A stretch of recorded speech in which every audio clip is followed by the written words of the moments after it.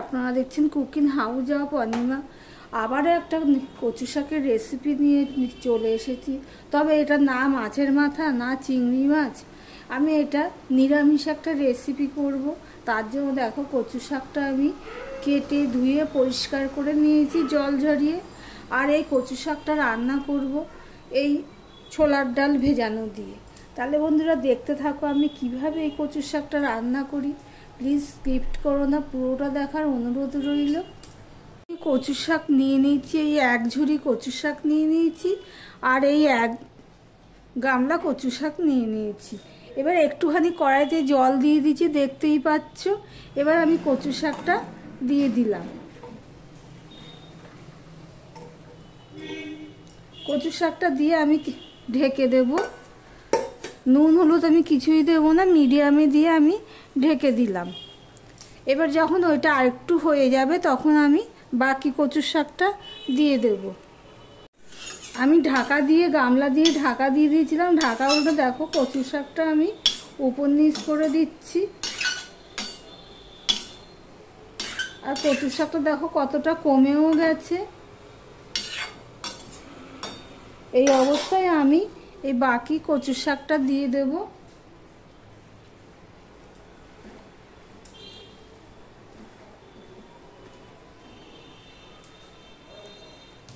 দেখো সম্পূর্ণ কচু শাকটা আমি দিয়ে দিলাম। দিয়ে আমি আবারও ঢাকা দিয়ে দেব।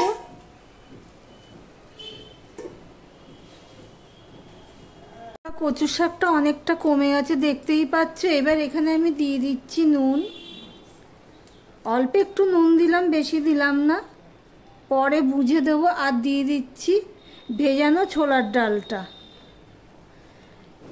এইভাবে যদি একবার কচু শাক করে থাকো, বারে বারে করবে, এতটাই স্বাদ হয় নিরামিষ।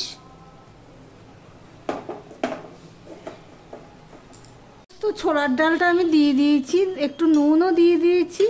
এবার আমি এটা পুরো মিশিয়ে দেবো ছোলার ডালটা। যেহেতু ছোলার ডালটা ভেজানো আছে সেই জন্য কিন্তু ছোলার ডালটা কিন্তু সিদ্ধ হয়ে যাবে। দেখো তো নুনটাও দিয়েছি, এবার উপর নিচ করেও দিচ্ছি। এই পর্যন্ত যারা ভিডিওটি দেখছো লাইক করোনি, চট করে একটা লাইক করে কন্টিনিউ করো বন্ধুরা। আর যারা নতুন বন্ধু তাদেরকে বলছি প্লিজ সাপ কেটে নিও না। কমিউনিটিতে গিয়ে একবার নক করো, আমি ব্যাগ দিয়ে দেব। আর তোমরা যে এরকম কথাগুলো লেখো, পাশে আছি, সাপোর্ট করলাম, এইসব লিখলে না সাবস্ক্রাইবটা কেটে যায়। তাই তোমাদেরকে অনুরোধ করছি এরকমভাবে লিখবে না। কমিউনিটি পোস্ট তো আমি দিয়েই থাকি, তার নিচে লিখবে আমি ব্যাগ দিয়ে দেব। যদি ভুলে যাই তাহলে একবার নক করে দিও কমিউনিটিতে, আমি সময় মতো ব্যাগ দিয়ে দেব। দেখো বন্ধুরা, তোমাদের সাথে কথা বলতে বলতে আমি সম্পূর্ণ কচু শাকটা মিশিয়ে উপর নিচ করে দিলাম। বন্ধুরা কতটা জল বেরিয়ে গেছে এই কচু শাকের থেকে। এবার আমি এখানে দিয়ে দিচ্ছি হাফ চামচের মতন হলুদের গুঁড়ো, আর হাফ চামচের প্রায় এক চামচ ধরো ধনের গুঁড়ো দিয়ে দিলাম। আর হাফ চামচ মতন আমি দিয়ে দিলাম জিরের গুঁড়ো। এখানে কিন্তু লঙ্কার গুঁড়ো দেব না। এবার আমি সম্পূর্ণটা মিশিয়ে নেব, কেননা নয় দলা পাকিয়ে যাবে। আর এখানে দেখো আমি কাঁচা লঙ্কা দিয়ে করবো, তোমরা চাইলে কাঁচা লঙ্কা বাটাও দিতে পারো। তবে যা জল আছে এতে পুরো কচু শাক ঘাঁটতে ঘাঁটতে লঙ্কাটাও পুরো পেস্ট হয়ে যাবে। এবার সম্পূর্ণটা দেখো ভালো করে মশলাগুলোর সাথে আমি মিশিয়ে নিলাম।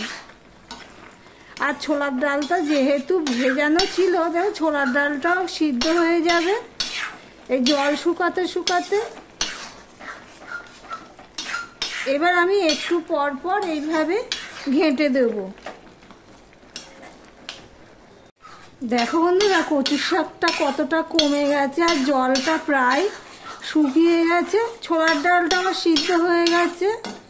আমি অফ ক্যামেরাতে দেখে নিয়েছি ছোলার ডালটা সিদ্ধ হয়ে গেছে, তবে তোমাদেরকে আমি দেখাবো পরে। এবার আমি কি করব, কড়াইটা খালি করে নেব। দেখো জলটা তো পুরো অনেকটাই শুকিয়ে গেছে। এবার আমি কড়াইটা খালি করে নেব। দেখতে থাকো বন্ধুরা আমি কি ফোড়ন দিই। দেখো কড়াইটা খালি করে গ্যাসের উনানে বসিয়ে দিয়েছি। তারপরে আমি দিয়ে দিচ্ছি সর্ষের তেল। সর্ষের তেলটা দেখো হয়ে এসছে। এবার দিয়ে দিচ্ছি, দেখো একটা লঙ্কাকে 3 টুকরো করে দিয়ে দিলাম, শুকনো লঙ্কাকে। আর দিয়ে দিলাম 5 ফোড়ন। আর এদিকে দেখো আমি 1 মুঠ রসুন থেতো করে নিয়েছি খোসা ছাড়িয়ে। এবার 5 ফোড়নটা হয়ে গেছে। এবার দিয়ে দেবো রসুনগুলো। একদম সিম্পল রান্না, কিন্তু খেতে লাগে অসাধারণ বন্ধুরা।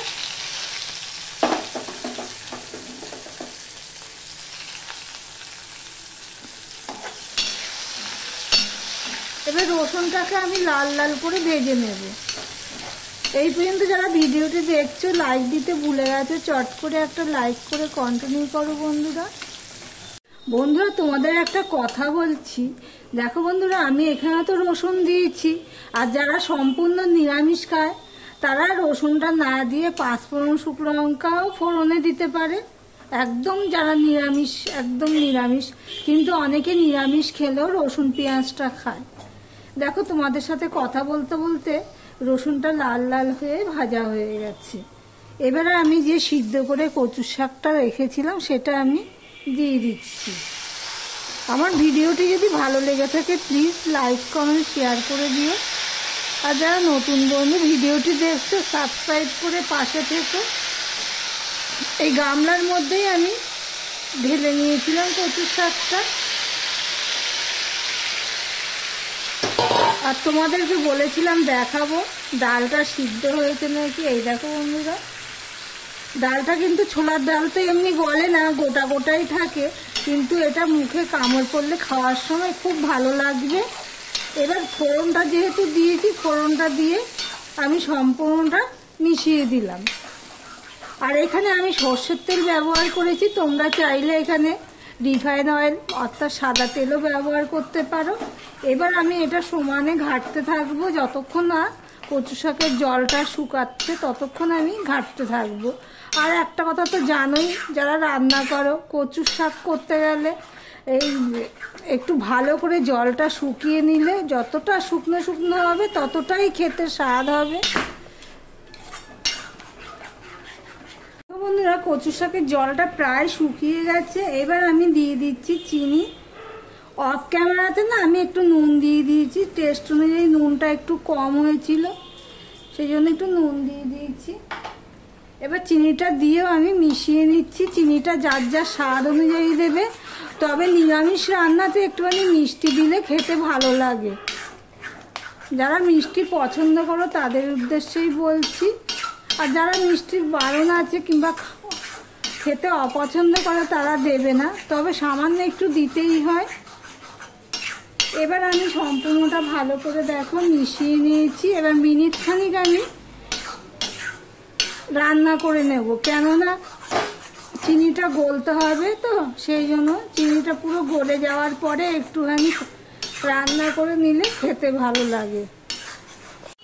আমি মিনিট খানিক রান্না করে গ্যাসটা আমি অফ করে দিলাম। যেহেতু এখানে জলটা শুকিয়ে গেছে, কচু শাকটা শুকনো শুকনোই হয়েছে, সেই জন্য দেখো বন্ধুরা একদম শুকনো শুকনো হয়েছে। এরকম শুকনো শুকনো করেই করতে হবে, তাহলে খেতে স্বাদ হবে। তোমাদের সার্ভ করে দেখাচ্ছি। দেখতে পাচ্ছ কতটা শুকনো শুকনো হয়েছে, গরম ভাতে পুরো জমে যাবে। তাহলে ভিডিওটি আজকের মতন এখানেই শেষ করলাম। আবার অন্য কোনো সুন্দর সুন্দর রেসিপি নিয়ে চলে আসবো বন্ধুরা।